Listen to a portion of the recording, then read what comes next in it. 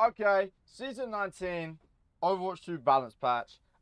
If you haven't already looked at the patch notes, I advise you to go look at them yourself so that you can get your own informed opinion before I input my beliefs and how the world should work onto you. So I'm going to assume that you've now looked at the patch notes yourself. Now I'm going to go over them, just kind of explain what I think of them and how much of a nothing burger this patch almost is. But there's a couple of changes that are kind of interesting. Anyway, we got Halted Masquerade. No one cares. I mean, maybe some people care. I don't really care. So what this mode is basically, it's like team ups from Marvel Rivals. So like every character has like a sort of buff, and then if you pick a character which is related to the other character, then you get like a special ability. So like if you're playing Orisa Soj, I think the Orisa gets like this, or like everyone gets this maybe, and then the Sojourn can attach her disruptor orb to allied Orisa. It's like cool, and they're probably gonna add team up soon, so that's like fucked up. But it just like I don't know, I don't really care. Halloween Terror. Okay, it's just like PvE, no one cares. Hero Mastery Mode, Hero Mastery Mode and courses are no longer available to play. Yeah, I unironically had zero playtime in that. It's just kind of shit. Team texture, new options added to. Okay, you can like change the colors of like your team and like match chat and stuff down here. So you can probably turn this to like green, this to like yellow, stuff like that. Hero updates. Okay, this is what we were all waiting for. So, developer comments. This patch primarily focuses on balancing hero perks following the Season 18 perk refresh. Based on pick rate, gameplay data, and player feedback, we're making adjustments to perks to ensure each choice feels meaningful while keeping the options fair and impactful across all heroes. So first of all, this part is a fucking lie, as you'll see. And honestly, I don't think they should focus on balancing perks right now. They need to focus on like making the main kit of heroes like better. Now, I'm not a game developer and I don't really care about the balance. But I think if they do want to try this balance stuff, as they've been trying to do for years, they should focus on the base kit of heroes rather than the perks, because the perks are just an extra add-on that makes things way more complicated than they need to be. Doomfist. Power Block can make Doomfist difficult to punish in certain situations. This change reduces its damage reduction slightly, giving opponents more opportunities to overwhelm his block with damage while preserving the flow of Doomfist gameplay. Damage reduction reduced from 80% to 75. That's fine. Now, something I wonder is, wouldn't that technically make it easier to like charge up the punch? Because like I don't know how punch works, but in my mind, okay, I can't actually see. So what? The block, in empowered punch mitigated threshold, you can see it on the right, 100.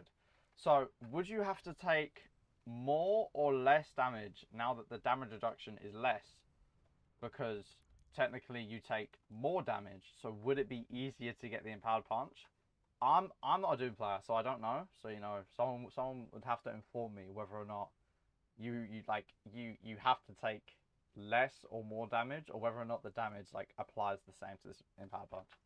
I don't really know the math. And then aftershock, slow duration increased from 1.5 seconds to 2 seconds. Slow amount increased from 30 to 40%. If you don't know what aftershock is, it's one of those major perks where enemies you hit with a slam get slowed. I don't really rate this perk too highly because it's basically for one reason. Like, the way you play Doom is going to be like a cycle of going in, fighting, and then using your other movement cooldown to get out. With aftershock, you have to slam to get the aftershock, and then they're slowed, which cool, you can shoot and punch them. But then you kind of have to commit both your cooldowns, and you can't really do that unless you've got ult. And if you don't have ult, you can't really do this safely. And like, the slow is good, like it will help you hit punches, but like I said, that's not really how the gameplay cycle of Doom works. If you slam in punching without ult, it's very unlikely that you'll end up living that situation. And plus, I still think Power Matrix is just like insanely good. because you can just absorb CC. I think they might have to change what this perk does before I personally take it. Now I'm already a Doom player, but I know how to play Doom. And the rare times I have played Doom, I've picked Power Matrix basically every time. Hazard, Anarchic Zeal, minor perk, lifesteal increase from 25 to 30. Doesn't really matter because his other minor perk is like way better.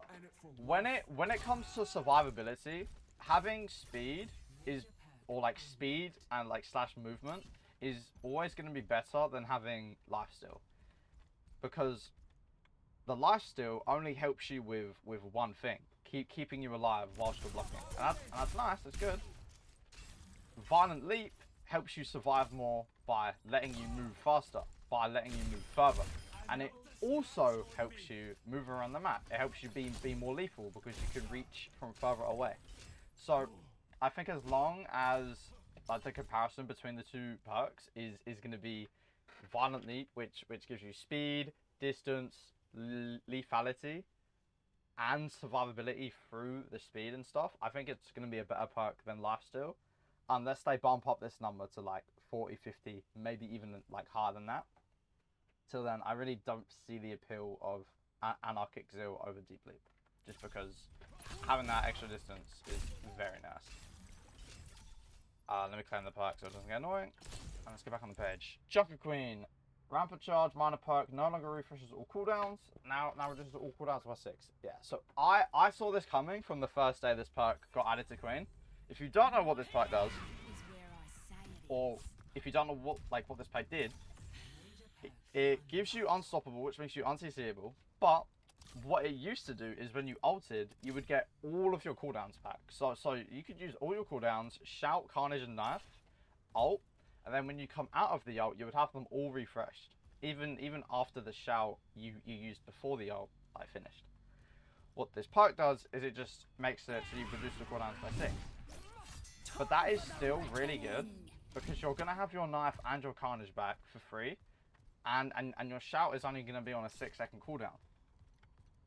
So it basically, now, you kind of have to make a choice of whether or not you want to hard engage with your renewed carnage and knife, or if you want to kind of just chill a bit, depending on if you're low or not. So you could use all your cooldowns, right, and then ult, and then you come out of the ult and you can make a choice. Do I keep engaging with my carnage, with my axe, or do I play a bit safe until I get my shout back and then go in? So it makes it a little worse, but I'd say you would still probably pick this over this perk. And I am quite glad they nerfed it, because holy fuck, it was so broken. If it was a major perk, I would understand it completely refreshing your cooldowns. But as a minor perk, especially because Queen gets her perks very fast, I think the 6 seconds is much needed. Okay, Melga. Cage Fight is a powerful ultimate, but its charge rate has been a bit slow. We've slightly reduced its cost to help Melga earn it more consistently, while keeping it balanced relative to its power. What exactly does this mean? We don't know. Because, we have reduced its cost by 6% to help him earn it more consistently, whilst keeping it balanced relative to its power, but you didn't change the ult. So, maybe I'm just an idiot, but I don't quite understand the wording here. So, you get ult on Malga faster, and combat fuel, maximum overhealth granted increase from 100 to 150, critical hits, amount of overhealth given. Hold on, I just had a stroke reading that. Critical hits, amount of overhealth given from 2 to 3.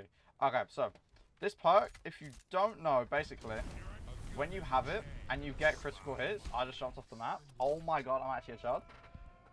When you hit critical hits, which, to remind you, a critical hit is either just going to be a normal headshot, or when you shoot someone with your left gun when they're on fire. So if they're on fire and you shoot them, this is a critical hit, and it gives you health.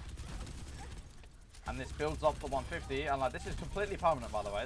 You keep this the whole time. And then when you pop your cardiac overdrive, normally you would get.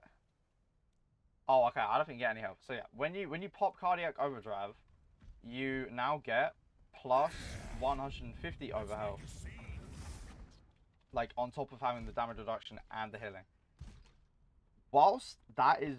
It kind of makes you very tanky. And there's a picture on Twitter I saw where, like, you could get, like, 1,075 health, which is fucking absurd. On Mago. I don't think it's, like, that great. Like, okay, no. Let me rephrase that. I don't think it's better than Firewalker. Firewalker is just so much more consistent. It allows you to build up over health anyway because you're lighting enemies on fire, just naturally, and you're going to be shooting them. I really just think that Firewalker is probably going to be the better perk here. I think these two, it's kind of debatable, like which perk is better, but I think Firewalker might be better. Now, maybe... I don't even know. Like, maybe if you're playing against, like, another Mauga or, like, another, like, big tank that you can shoot a lot, like Roadhog, stuff like that, maybe it could be good because you could just out-survive, like all of their damage, but, like, I don't think so. I don't think this perk is going to be better than this perk. Also, like, they still haven't changed the wording here. This has been, like, not normal for ages. Like, critical hits grant Mauga free temporary health. Like, this is not normal. Like it shouldn't say Mauga free. I don't know why it says that. Anyway, let's move on to the next thing. Reinhardt, barrier field regeneration rate increased from 150 to 200. Okay, this is just the biggest nothing burger change ever. This literally does nothing. Why? Because barrier recharge is a crap perk. The way you want to, like, play Ryan to, like, kind of carry games on your own is to be very aggressive and to mainly kind of use the shield for yourself. So that you can just survive and keep putting up pressure. The problem is, when your shield takes a bunch of damage, you're just going to be backing up anyway. So, you know, I use shots to back up, and I would have got some shield. But by the time I start walking forward, my shield was going to regen anyway because I've disengaged and I'm not using it. So it's like I don't play Ryan a ton. So, like, maybe it's good. You know, if there's any Ryan players who would like to prove me wrong in the comment section, please do. But I don't think this pack is very good. Now, I don't think Crusader's Fire is very good. But honestly, I don't think any of Ryan's perks other than Shield Slam is very good. So, I would still probably just choose this one and Shield Slam. Although I do like picking Crusader's Fire and this one because it's just nice. But like this one, it's not like counterintuitive to how you play. It's just kind of pointless because you take damage, and then, you know, you'll pin out, or, you know, you'll pin to an angle, and then, yeah, cool, you get some shield back. But one, it's not going to be a lot because your pins are typically going to be pretty short. So that's like a second, right? So, oh, I got 200 health for my shield. Like, no, it's not. I don't think it's very helpful. But I could be wrong and dumb and stupid. Wrecking Ball. I cannot believe this hero did not receive any nerfs. I'm supremely upset. But I'll go over the patch anyway. So, Adaptive Barrier no longer consumes over health. Visual size increased to be in line with Zarya's barriers. So, if you don't know what this perk does, it basically, when you pop Adaptive Shields, it will give you, like, a Zarya bubble. And it has, I think, 300 health, but it stops you from being CC'd. So, this is what these shields look like normally. Like, you know, you just get shields depending on how many people you're close to. But the Adaptive Barrier gives you that little barrier you saw there. And it lasts 1.5 seconds. It's a really good perk. Problem is, so is Hang Time, right? Like, both of these perks are really good. And most of the time, I would probably pick this one because it's going to help you do more damage, and doing damage is how you're going to win. Because, you know, if you can do more damage to people, then that's going to be pretty good. But obviously, if you're I can't speak. If you're against enemies that have CC cooldowns that are kind of commonly hitting you, like Sleep, Whip Shot, I think gets stopped by the shield, then you say this. The change that they did in the patch, this no longer consumes overhealth. Basically, last patch it consumed 50 overhealth to, like, use it. So instead of having 975 health in total, I would have 925. But in this patch, you just don't eat any overhealth. So technically a buff. Also a quality of life thing for the enemies. Like, if you're playing against the Wrecking Ball, it's going to be very easy to tell that a Wrecking Ball is just has the shield. Cassidy, even the odds, minor perk, healing per second, increase from 20 to 30. Yeah, in my humble opinion, this perk is fucking shit. Because, like, it's cool that you heal when you look at multiple people, but, like, it doesn't stop you from getting CC'd. It doesn't stop you from taking a large amount of burst damage. So if you take a Widow headshot, you're still gonna get one shot. And because you have to put yourself in LOS of multiple people, it's just dangerous because multiple people are going to be looking at you. And then on the other side of that, it's highly unlikely that multiple people are going to be letting you look at them for a long amount of time so that you can get healed. I don't really think it's that good. Bang Bang is just free damage because you get a second flashbang that reaches further. I see absolutely zero reason why you should ever take this perk. I think it's trash. I think it encourages players to put themselves in bad spots so they can go, oh yeah, but guys, look, I'm getting like 90 healing per second right now. Oh, but I just got slept. Oh, but I just got shot at by 18 people at once, so I'm just dead anyway. Like, I don't think it's that good. Maybe I'm wrong. It's only been, you know, a day since they buffed this perk, so, you know, maybe, not even. So maybe this perk is so good and I just don't realize it. However, I think Bang Bang clears 9 times out of 10. Oh my goodness, I have just tapped out of Doom. Right, Relentless Barrage, major perk, ammo refunded, increased from 4 to 8. Yeah. Also, this perk is crap because it has to contend with, what's it called? Aerial recovery. So, Relentless Barrage, basically. I'll take it. So, let's say I have one shot. And I land a direct hit with take aim. I'll get 8 bullets. This is great, you know, on paper, until you realize that your main source of damage is going to come from your take aim, and that you hitting shots with your crossbow isn't really going to lead up to a kill. It's just kind of like spare damage you do whilst you wait for your like cooldowns and your take aim. But aerial recovery heals you until you touch the ground after using updraft. I don't think I have to explain why this is a good perk. Because, you know, I don't think I do. If you played Fryer, if you played against Fryer, I don't think I have to explain to you why this is a good perk. Like, if you take some poke before you use updraft, you don't have to get healed because, you know, you're just healing yourself. And you get healed the entire time you're in the air until you touch the ground.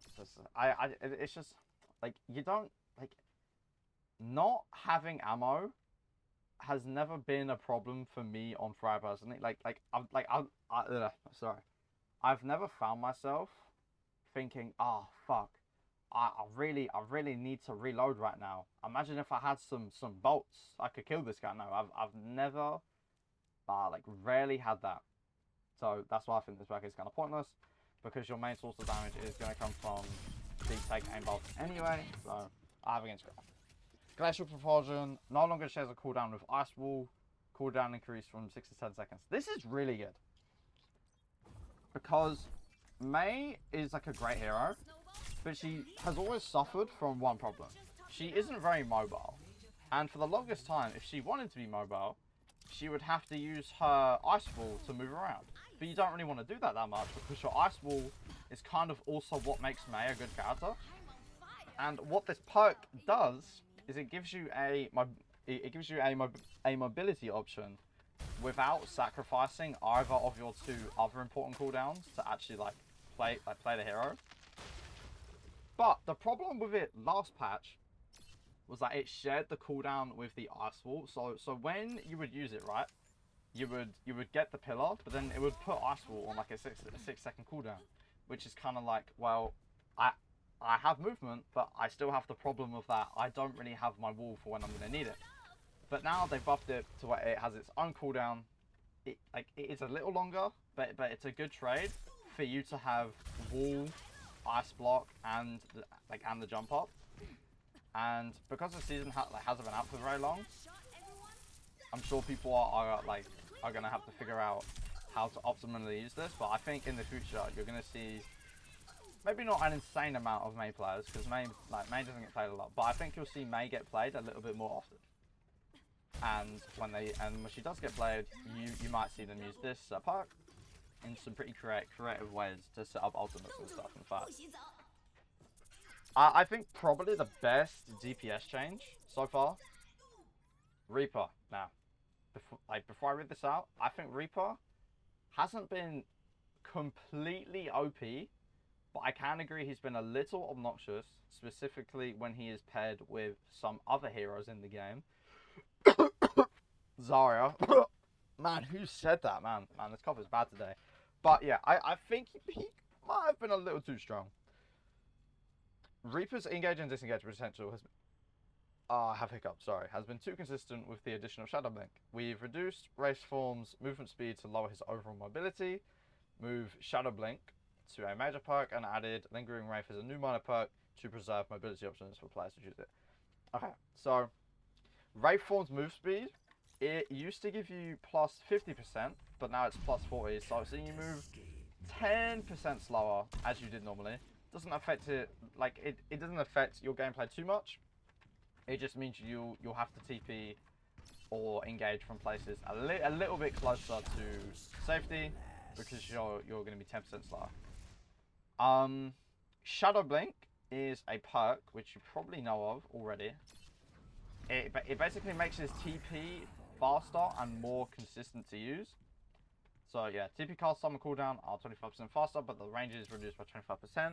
No one cares about the range. Look at how fast you can TP. You can engage really fast, and this being a minor perk allowed Reaper to be very consistent at engages. And then obviously with Wraith, he can just get out very easily. Lingering Wraith. Lingering Wraith is a minor perk, which just gives you 40% movement speed for 2 seconds.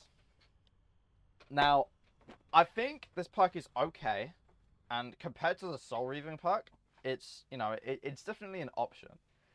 But there was a problem with the previous Reaper Major perk, where it gave you 40% extra lifesteal after leaving Wraith.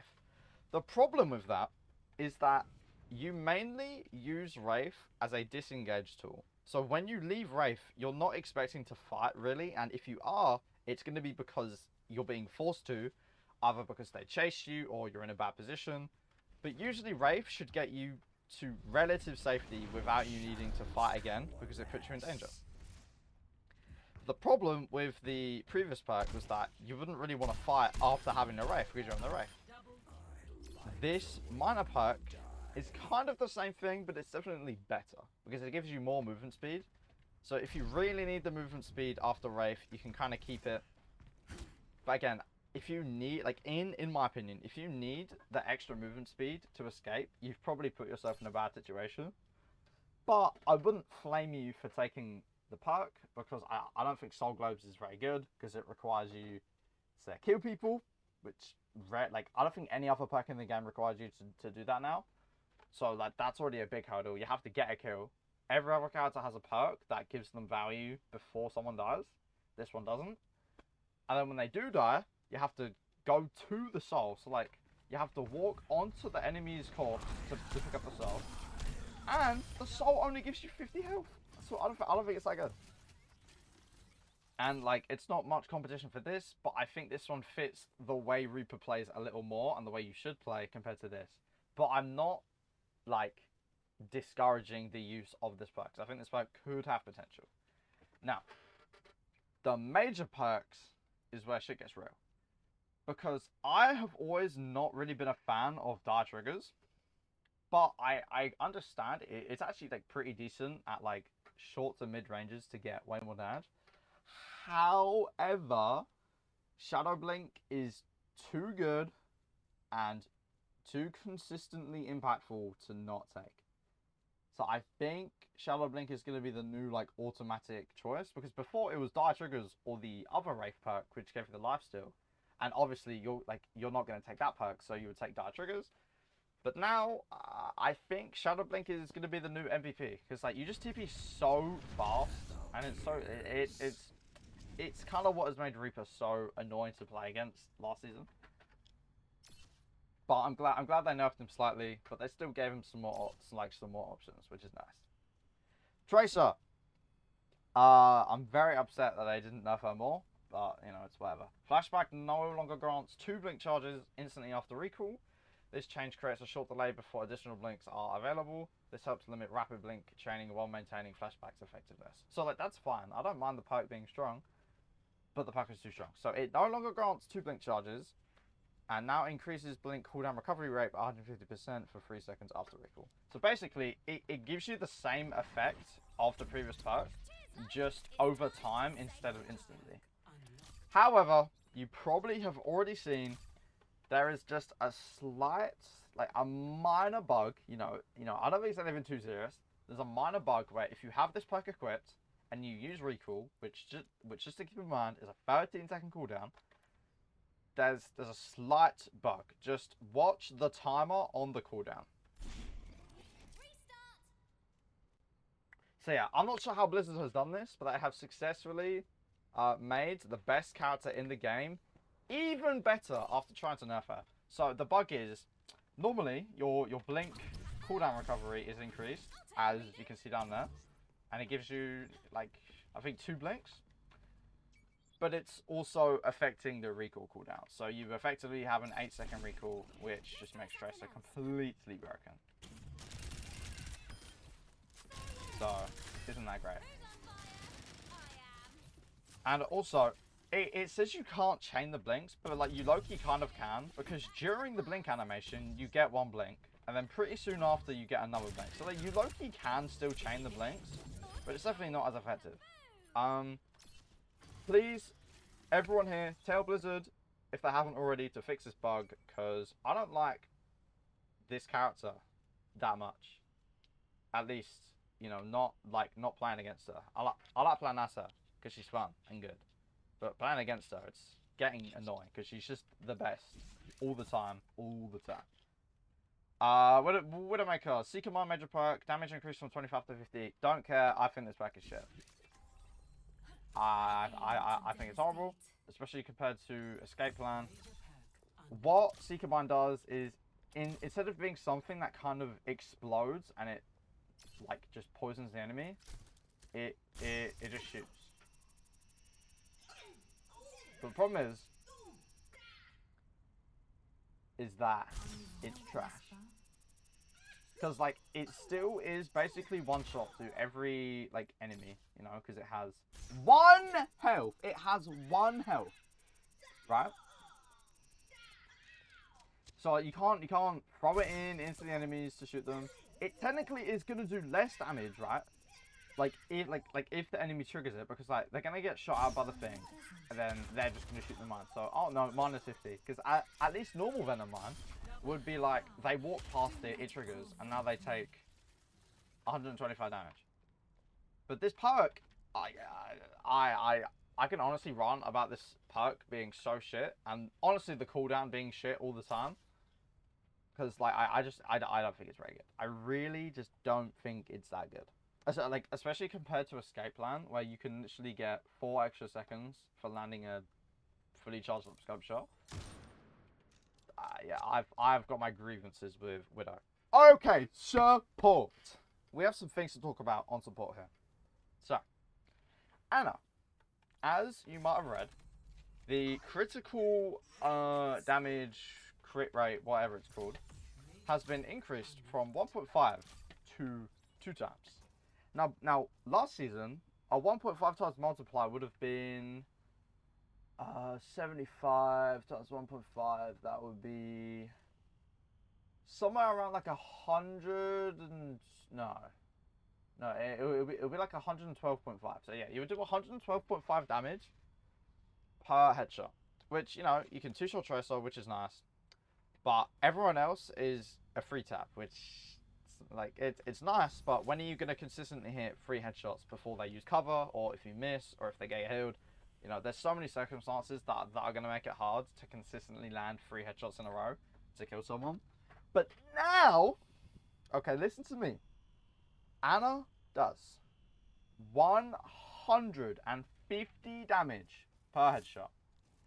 Just to demonstrate. Yeah. And to demonstrate further, if you've played Overwatch before, which you probably have because you're watching this video. Yeah, Reaper has 300 health. Ana can 2-tap every hero in the game except for Bastion and the tanks. Everyone else is free game. Now, I'm not complaining because I play Ana, so like I'm gonna thoroughly enjoy this pack. It's ridiculous. I know it's only been a day since the season came out, but I think this pack is gonna be ridiculously good. Like once people start training themselves to hit the heads more, like you are gonna get shredded. And especially because Ana's gun ignores damage, or it ignores armor, right? So it says deals damage to armor as if it were health. So like Anarissa, for example, Ana's gun like doesn't get affected by armor. It just does 75 damage. Times that by 2, 150. And then add that up to a few shots to a tank, they're almost dead. It's ridiculous. Now, the question is, would you take this over Biotic Bounce? Honestly, maybe as you become a better player and you start to hit more headshots, like even hitting one headshot every like 10 seconds is a lot of value out. I think yeah, because this pack is really good, but it can be like not inconsistent, but sometimes the second bounce isn't always going to happen, and like the main part of the like Ana's kit is going to be that first throw. The first throw is going to be the most accurate because it's going to be the one you can actually predict and know. Because if you play Ana, then you're going to know the arc of the grenade very well. The headshots, you can do it unscoped and scoped. So I think over time, it's going to be way more consistent because as you're shooting and doing damage to the enemies, like you might just land some headshots. And then that's just 150 damage, which is more ult charge. It's going to force out cooldowns. It's going to force them to use cover faster. It's going to force like people to react faster with healing. I think this is low key, like not a sleeper pick, but I think over time people are going to start to realize that this pack is kind of broken. Anyway, enough of that. Baptiste, Assault Burst, major perk. No longer removes healing from regen burst, attack speed, bonus reduced from 30 to 25. I really like this perk, but I didn't like that it removed the healing. Now, what I mean is, Assault Burst would activate when you use Regen Burst. However, before it, you can see on the right here, healing below half, it does 80. Last patch, it wouldn't give you the bonus healing for people below half HP. So like you would only get the healing over time, right? You would only get like 80 healing, which is really bad. But now you keep the healing below half health and you keep the healing over time. So now it's pretty decent. Plus you get 25% increased attack speed for 4 seconds. It's pretty good. Now I need more playtime to determine whether it's going to be better than Rocket Boots, because I think Rocket Boots is still going to be really good. But being able to consistently do this, get attack speed without sacrificing the healing you do, isn't something to scoff at.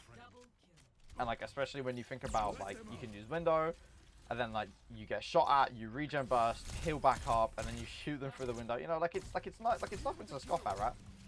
But I think I'm gonna need some more playtime on that before I can say, oh yeah, this is better, this is better. I think it's gonna be more of a situational thing, because both of these perks are really good, in my opinion. Solar Flare, resource cost from 100% to 50% of max energy. Healing amount no longer scales with energy spent. Explosion healing is now a flat 100 healing. Now, look, I think this pack is kind of arse. I'm not going to explain what it does because it's like not complex, but it's just annoying to explain. But I think maybe it could be decent now. So let me heal these guys up a bit. And I've got a theory. If I were to just like go down to like 1% and I used it, would it still heal them for 100 health?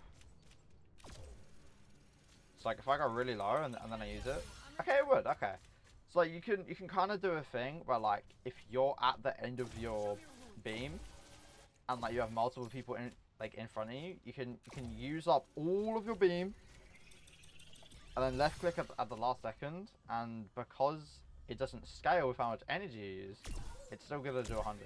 Now I'm gonna keep it real. I think this pack is still crap, and you should probably take sunburn like 80% of the time, 90% of the time. But I think, again, over time, as people get more experience, situations where this perk is going to be helpful are going to become more and more clear.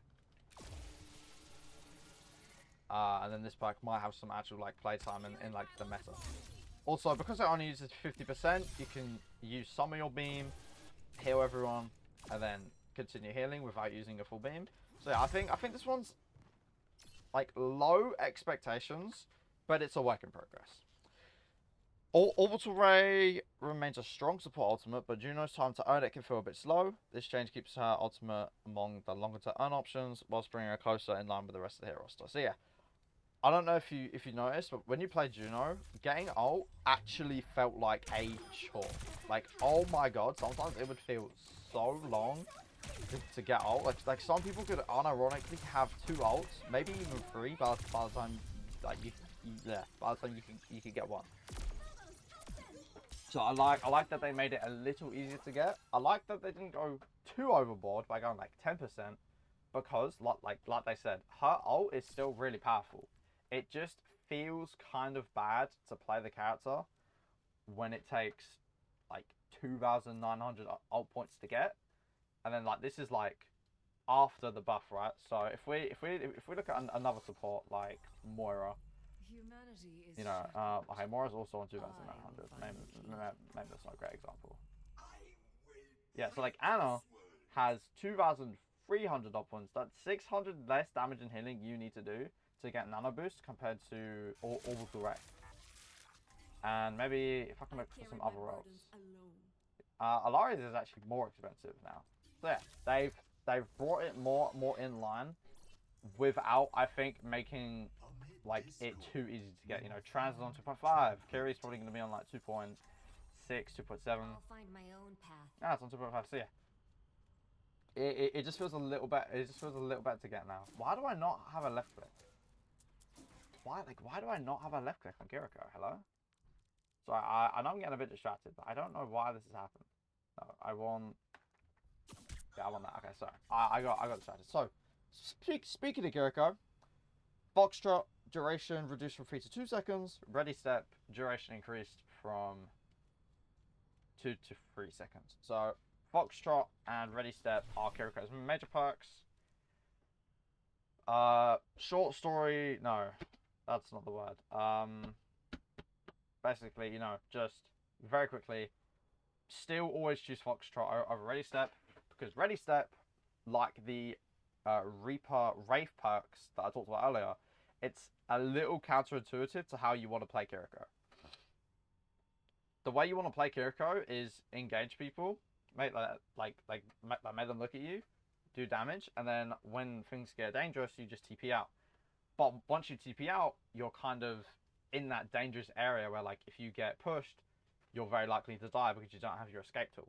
This perk, you know, you have more attack speed and reload speed, but you're probably not going to need these things if you're already disengaging, which is how you should be using the perk, the cooldown anyway.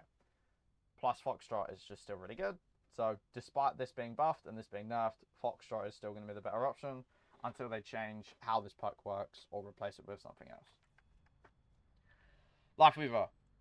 Rejuvenating Dash's healing increased from 20 to 30. Attack speed bonus increased from 25 to 30%. Okay. Now I'm a little mixed on this perk. So I'm a little mixed on Life Weaving because it's nice. Honestly, I think Life Weaver's perks are kind of mid other than Super Bloom. I think these perks are kind of mid. But then buffing this makes it a more appealing choice, because now when you use dash, you get 110 healing, and like this is permanent, by the way. Okay, it's not permanent, my bad. I thought it was. Okay, you get 110 healing after using the dash, and then you can use it on someone. You get 110 healing. I don't play Life Weaver too much, so I can't like exactly say when you should take this. But in my eyes, you would take this perk if you're not going to use this one, and you're not going to use this one if they don't have a negative effect to cleanse, like a big one in it, like Ananade or maybe like someone's trapped in a cage, or you know, just like a big negative effect that is going to be actually worth cleansing, because like you're not going to use it on someone who's dynamite, right? But you know, use your brain, understand. Oh, okay, it would probably be good for me to take this pack in this situation, but otherwise, you would just take this one. It's nice. My problem with this one is that first of all, if you're a solo queue player in the depths of low, people are not really going to be using your platform because they're just retarded, right? Like they're not going to sit here using it. And even if they do, the problem with this is that even though you've got increased attack speed, which is now 30%, it doesn't really matter because you're in a stationary position. You're not very surprising. You're not off angling. People can easily destroy the platform when instead of taking the platform, which puts you in a vulnerable position, like you as Life Weaver or as another hero can just take an off angle, do damage, surprise people, which is like the real value, like making them turn to look at you, and then just get out. So I don't think what's it called? I don't think Petal Power is very good, especially when you compare it to Super Bloom, which just encourages you to do more damage anyway. Because when you do damage in a certain amount of time, you get 40 extra damage. I don't really see the point in taking Petal Power. Wuyang! I'm so glad they nerfed this hero, but they didn't nerf him a lot. Let's go through. So Wuyang remains a strong support with high healing and damage paired with strong mobility. We've reduced his base health to make him a less survivable threat, whilst keeping his numbers impactful. Additionally, slight adjustments to staff's damage reduce explosion damage while still rewarding direct hits. So he has less health, good. He's kind of hard to hit, and with his slide, with his wave, with his ult, with his hitbox, he was kind of hard to kill. Basically, what this change does is that if you land an impact shot, it's going to do the same amount of damage as it did last patch. But if you miss the impact shot, the explosion damage is slightly reduced. I don't think this does a lot, because the reason why Wuyang was strong anyway is because it's not that hard to hit an impact shot with Wuyang, and they effectively haven't changed his damage in the way that it needed to be changed. Because he's still going to be doing 100 damage a shot, or 120 damage if you take the triple perk. And like if you miss, well, it's like that wasn't the problem people had. The problem people had was that if you get hit with an impact shot, it kind of just feels like it does too much damage. Overflow, healing resource generation increased from 33 to 50. Don't take this perk, it's dog shit. Take balance, even though they nerfed it from 40 to 30, balance is still going to be the better perk. And also balance kind of incentivizes you to do damage, which is how you're going to win on Wuyang anyway, because the more damage you do, the more pressure you're going to put out. And with balance, the more damage you do, the more healing you get, which means more ult charge, which means more ult, which means more overall carry potential, because you can ult more. If I ever see anyone take overflow, I'm going to come to your home personally and steal your gaming device, because it's just not allowed. Ebb and flow, healing on the returning wave reduced by 50. Now this might change what perk I pick most of the time. Because before this patch, I actually liked taking ebb and flow, because I just liked the extra healing it did, and it was like pretty consistent because it would always kind of be close to me or a teammate, and they would get so much healing. But now that it does reduced healing, I'm going to be experimenting with the other perk now, because I did like this perk, but when I realized how strong this one was, I was like, yeah, you kind of have to take this. But now it's not as strong. I'm going to be experimenting with this, because being able to do 120 damage is very nice. And like, yeah, let me show you. You still do the same amount of damage if you... Hold on.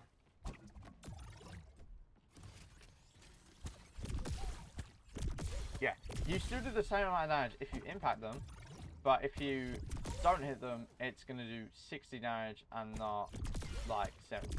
Which, you know, that's cool and all, but doesn't really matter. Anyway, that's it for the patch review. I don't care about Stadium. If you like Stadium, you can go read the 10,000 word essay that they have written down over here. I don't personally care. But yeah, other than that, that is the patch review. I'm not gonna lie, I just did this because I couldn't be asked to make a real video.